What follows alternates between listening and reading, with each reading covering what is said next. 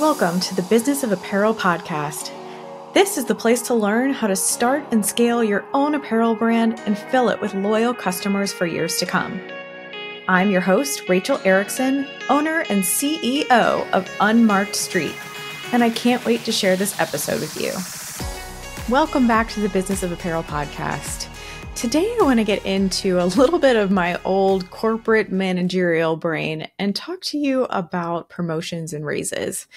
And I have had this on the books for a while now, planning to record a podcast episode about this. I wrote a blog post a little while back that gained a little bit of traction, a little bit of attention. And then I was just reading an article this morning. So it's just kind of funny that, I'm here getting ready to record this podcast and it had just come up for me this morning too. I was reading an article basically saying that Gen Z is out there looking for two key things in their job search. Number one being a decent salary, which totally understandable.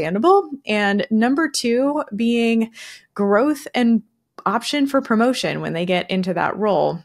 And so I wanted to have a little bit of a real talk today about what it takes to get promoted in a corporate role or kind of really at any job, so that I can give some advice that I've had throughout my long 20-year career. And I had a really successful career. I was promoted several times. I got lots of great raises, and I got myself to a point where I was in a leadership, business leader role as a woman, no less, in the outdoor industry in my corporate job. And so there was a lot that went with that.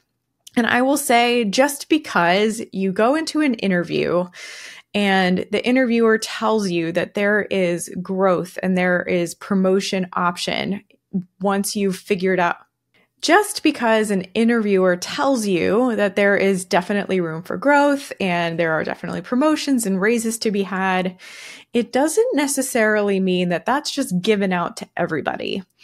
And so today I want to talk a little bit about the kinds of things that will get you promoted and why I've seen some of this kind of go by the wayside as we've gotten into a more modern work from home, flexible schedule type of corporate industry, and how we can definitely maybe get back to some of what's really important. So I want to first start by saying when I was young and I was an intern and an assistant and an associate technical designer, I was fiery. I had a lot of ambition for my career. I was looking for the same thing. I wanted a really healthy salary, but I also wanted plenty of room to grow.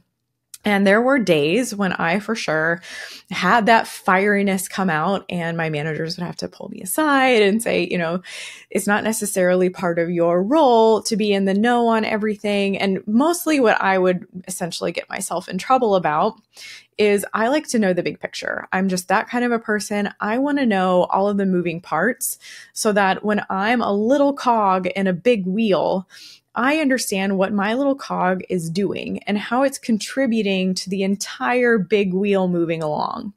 And usually when you're an intern or at an associate level and you're kind of just beginning your career, a lot of the management and leadership, it's not that they don't want to share all of that information, but there is a real reality that they can't always take the time to share all of it with everybody. They're sharing the big picture and their visionary goals with the key people who need to be able to distill that down then to their teams.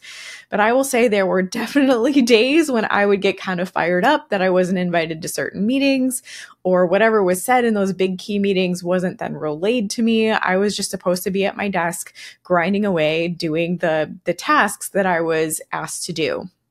And so as I look back on that part of my career, I think that there was definitely a recognition in myself that I didn't understand all of the nuances of what it took to be promoted and what it took to be a good employee every single day. But I will also say that I must have been doing something right. And I want to talk about what those things are first and foremost, because I was getting promoted quite often. When I was in my first role at Abercrombie & Fitch, I actually was promoted 3 times in 3 years before I left there. And then as I kind of progressed throughout my career, I ended up taking on a lot of different roles at different companies. And so I was maybe known as a job hopper. I went to Fossil for 18 months, and then I worked at Miller International for a couple of years, and then I worked at Pearl Izumi for a couple of years. And not all of them came with promotions and raises, but because I was hopping jobs so often, I was able to take salary bumps every time that I moved to a different place. So by the time I got to specialized, I was able to take on a management role. And it was there where I, again, started to see a lot of great raises and promotions. I was promoted to development manager within my first 9 months there. And then they promoted me to product manager. And in my last year and a half that I was there, I was actually promoted to senior product manager of custom and inline apparel. So I was running 2 totally different departments. I had a team under me. And so that was definitely how my career progressed. And I will say, the couple of things that really helped me get promoted wasn't just about hard work. A lot of it was about my love of learning and how I was able to apply that to my job. And I mean by that I was always curious and I wasn't always fast to react when I didn't understand something or I didn't know how to do something. I was quick to ask questions because I wanted to learn how to do it properly. And I was quick to also test out my own skills as I was learning and growing.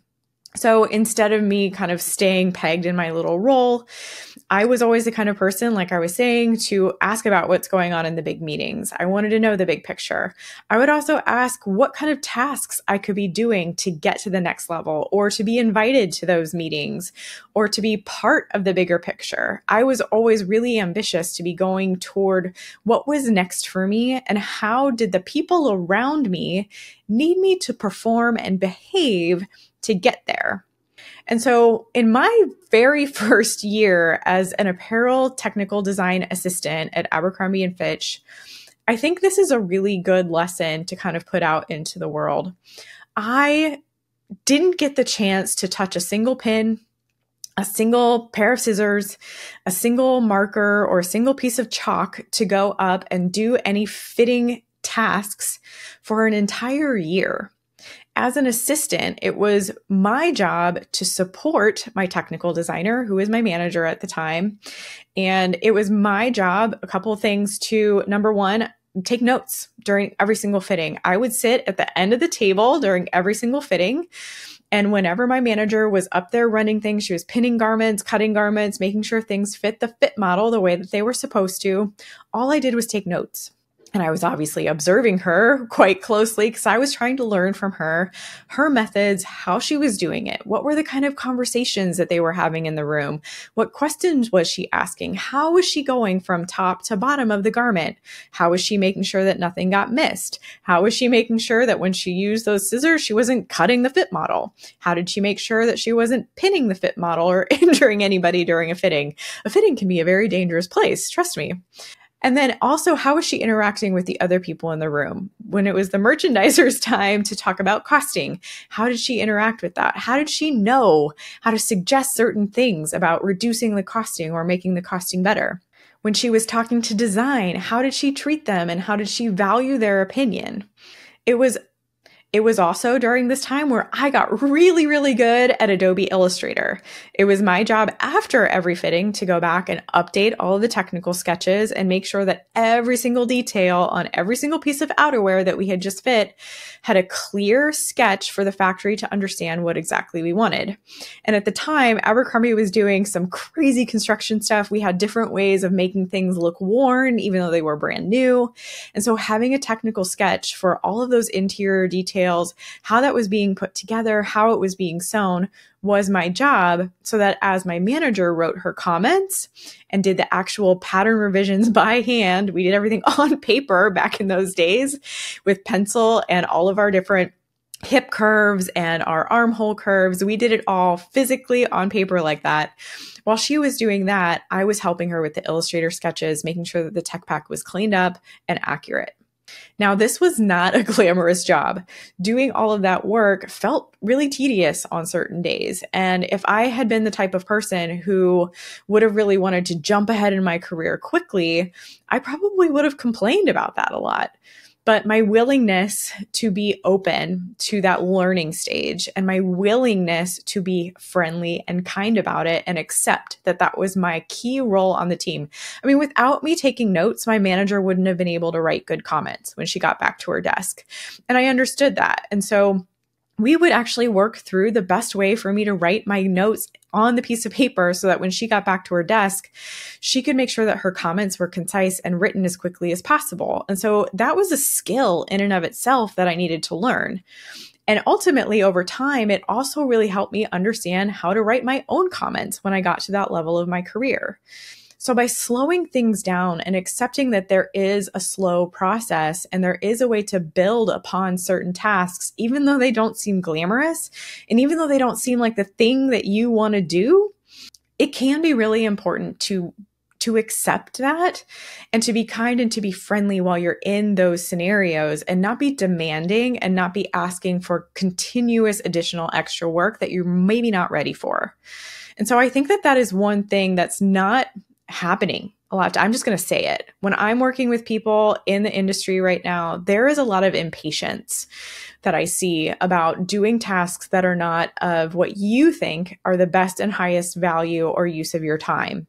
Even as new entrepreneurs, we like to say a lot, we don't know what we don't know, and we don't know how all of the tasks stack up on top of each other as we're learning. And so that humility and that ability to accept that you don't know what you don't know, but the people who are managing you and the people who are leading you are not just asking you to do these tasks because they're trying to punish you. They need you to learn in a way that makes sense so that you can grow over time and become really, really good at your job. And so this also really leads me to my next point.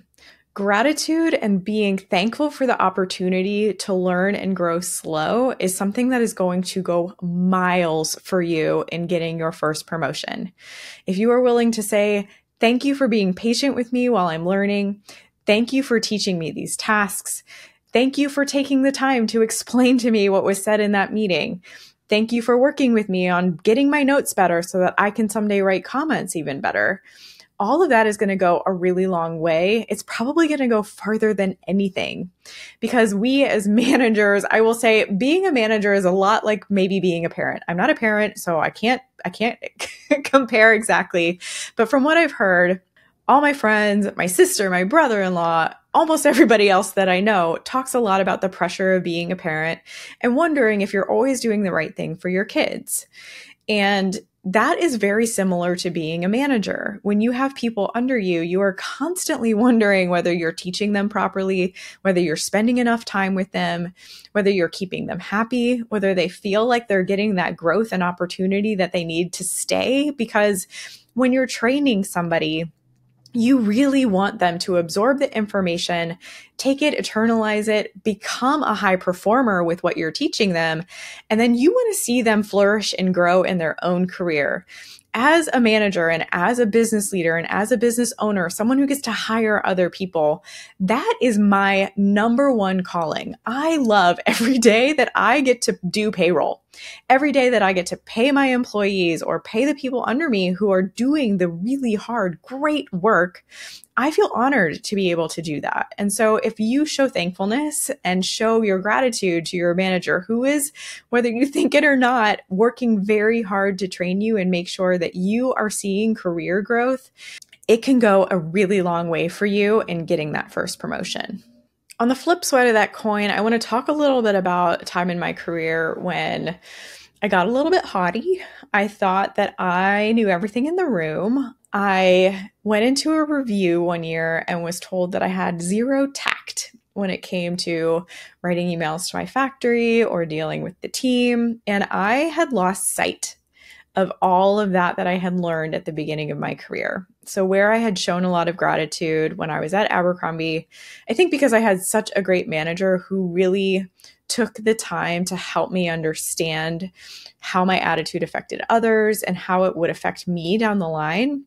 I think that she was amazing in really spending time with me to make sure that I understood how my demeanor and how my behavior would affect my career either positively or negatively. And that was a huge help to me at the beginning of my career. When I started to move on to other roles and started to learn a lot of new information, I was leading an entire tech design team at the age of 29, which is freaking crazy because we had huge layoffs and then a bunch of other people quit, and I was just thrown into this role. But because of that scenario, I really felt like I was able to lead. I was able to be in a management role really young. I was able to go out. I was able to do it all. I didn't want to listen to other people. And it really changed my mind for the negative as I kind of stepped into the next role that I took after that. And I did start to really lose my way. Are you frustrated by feeling like an outsider in your own industry? You're not alone.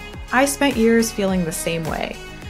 Are you tired of endless research and you can only learn this stuff by getting a job in fashion advice? Me too. That's why I created the Business of Apparel online course. My years of insider knowledge condensed into video tutorials, demos, and downloads. Learn at your own pace, no fluff. Just key topics like building target profiles and mastering financials. This information is genuinely unavailable anywhere else. Grow your brand, become an apparel industry aficionado, and unlock millions in potential revenue. The value?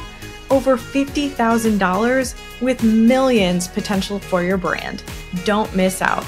Sign up for the Business of Apparel online course today at thebusinessofapparel.com/course.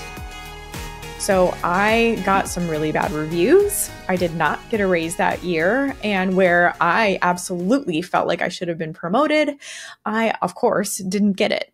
And so my point of telling you this is that we all fall into these traps from time to time where we feel like we're not being valued enough. And it is really hard, right? And especially in the corporate anything industry, but also in the corporate apparel industry, it is very hard for us to always feel valued and to always feel like the company cares about our growth, cares about that promotion that we want, cares that we're making a decent living wage. But it is on our shoulders to be responsible for how we behave against those challenges. Those challenges are presented to us so that we have opportunities to grow. And if we don't take advantage of it and do it in a way that is kind and friendly and nice and loving, we reap the opposite rewards that we expect. So I wanted to put that out there that I absolutely have experienced both sides of this coin. I understand what it's like to be ambitious and to want to be in a role that pays you a lot more or gives you more authority or allows you to lead, and the team around you is not allowing that, or your leadership is not allowing that. But 9 times out of 10, I am going to challenge you to look back at yourself and figure out if the reason that they're not giving you those opportunities is because you could be doing something differently in the way that you are treating others or the way that you're executing your work. I recently had the opportunity to coach a young woman who was really struggling with wanting to get a raise and a promotion. And she thought that learning more about the industry or learning other tasks or learning other roles about the teammates around her would give her some leverage to be able to fight for that raise and for that promotion. And as we really started to dig in, the solution was actually quite a bit simpler. So one of the instances that she brought up with me was she had asked her manager for a leadership position. She wanted to get a promotion. She was being very vocal about it. She wanted to let them know that this was on her task of things she wanted to start accomplishing soon. And her manager was great in giving her the opportunity to lead on a project. And so she took over this leadership opportunity, and the team members that she ended up needing to lead were not invited to any of the meetings that required them to be there to say, these are the things that I can contribute to this project. This is how long this project is going to take me. These are the tasks that I can do for the project. Instead, she decided to only have meetings with the leadership team because she wanted to have some face time with them. And then she assigned roles and tasks and timelines to everybody else around her. She was quite young on the team. She was still quite new to the industry, and her team really did not appreciate that. And a lot of them started speaking up to leadership that they did not appreciate, that they weren't included in the conversations, and that she felt like she could just assign roles and tasks to them without asking them anything about it or understanding exactly what their roles would be.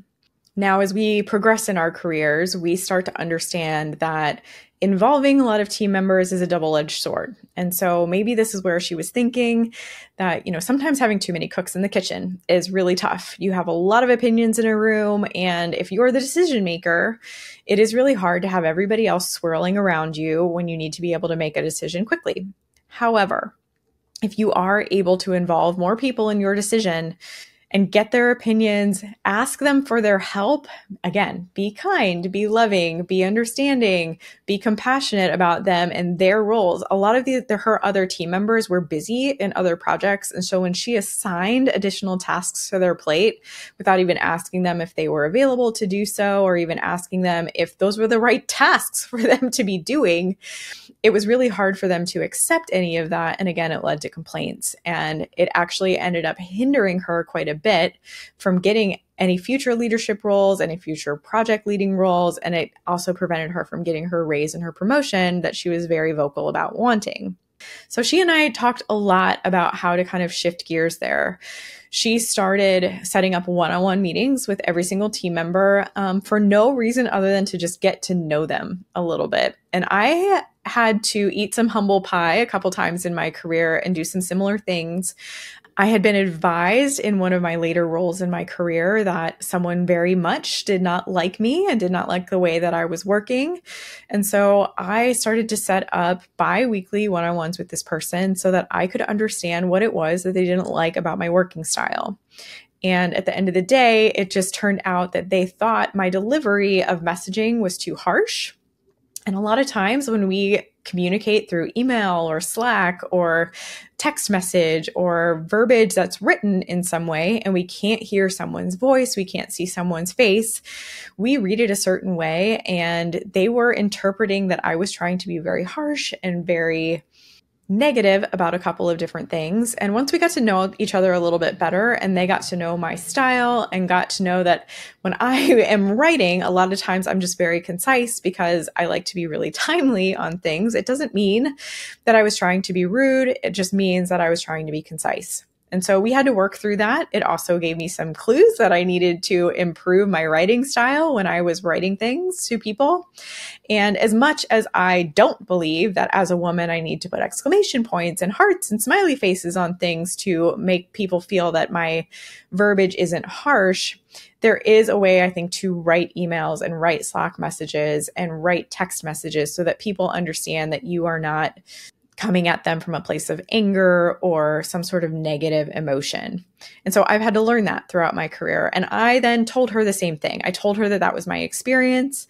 And so she went ahead and started setting up some one-on-one meetings as well to get to know her teammates a little bit better, to understand exactly what their roles were, so that if she ever gets the chance to lead a project ever again, she will have the opportunity to know this teammate does X, that other teammate does Y, and my third teammate does Z. Now, she might not have assigned tasks to them like that in the past. She might also understand better what it is that those teammates like to do. So if she's able to assign them tasks or work with them on assigning tasks in a future project, it's something that she can then glean off of because she knows them a little bit better. Those are the types of things that will 100% get your manager's attention in a positive way. And she's back on track with her manager in a more positive light, and they are starting to talk raise and promotion again because of the way that she's been able to turn things around. The other key thing that I really want to talk about if you are looking for your first promotion, there is this idea out there, especially as we're really young professionals, that getting the most work done as quickly as possible is the way to get promoted, the way to get raises, the way to get recognized. And I'm going to tell you right now that it is 100% the opposite. The people who are out there who are rushing through tasks, getting them done as quickly as possible, not slowing down and making sure that the quality of their work is at 100% every single day, those are the people who are looked over every single time for promotions. You're making mistakes if you're moving too quickly. You're not involving the right team members if you're moving too quickly. So if you're the type of person who thinks that getting all of the work done as quickly as possible is going to get me this promotion, I really encourage you to take a second look at the work that you're doing and focus more on the quality of your work, slowing down to get better quality opposed to quantity. There's kind of an old saying where they say you have to be doing the job of the next level above you to be promoted to that role. And most of the time, the next level above you is going to be producing product or producing results at a better quality level than at your level. So if you're an assistant, your expectations from your manager are not always to produce 100% perfect results. It's to be learning. It's to be growing. It's to be starting to get there, right? Like that's what we expect out of assistants. We know that there's time to grow. We know that there's time to learn. We know that you should be starting to pump out results that are good, but we never expect perfection at that level. However, if you are promoted to a senior level something, we do expect that the quality of your work is going to be stellar. We expect you to be able to work on your own and not need someone to hold your hand. We expect you to be able to lead other people and set a good example by moving slowly but producing great results. And so if you're interested in getting that promotion, or maybe you're plateauing in your career and you're not quite sure why, because you are banging out all of this product all the time, it is just quantity after quantity after quantity. You are working so fast and you're getting so much done. You're taking a look at some project and you're hitting that approval button in 12 minutes, whereas some old fogey over there would have taken a week to look at it. Well, that older senior person who's taking a look at that for a week is reading every single line of what's going on in that project, making sure that it's accurate. If you're only taking 12 minutes to review something before you hit the approval button, know that that is not going to be appreciated. A lot of times people are going to have to go back and redo work if you are not paying attention to slow down and produce good quality work. So I hope this episode was helpful to you, even just a little bit. What it really all boils down to is slow yourself down, create quality over quantity, and be kind. Be thankful. Show gratitude for the role that you do have, and let your manager know that you like learning from them, that you are learning, and that you're producing results. They might not be exactly the results that you're hoping to produce yet, but you will never get to the level that you want to get to if you don't figure out how to implement some of these things on your own.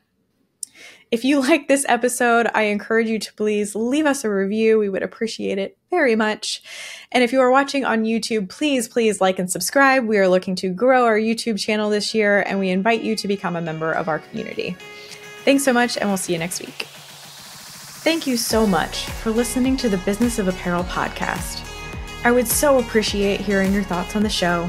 And if you know someone who could benefit from it, please share it with them. My biggest desire is to help other apparel professionals understand the nuances of our industry so we can all work toward making better product for a better world.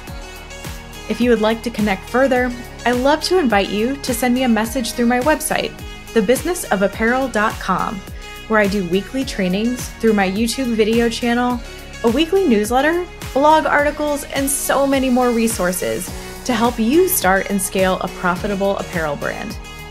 This podcast is produced by Box 7 Media, who I cannot speak highly enough of. If you're looking to start your own podcast, you can reach out to Jeremy at Box 7 Media on LinkedIn anytime.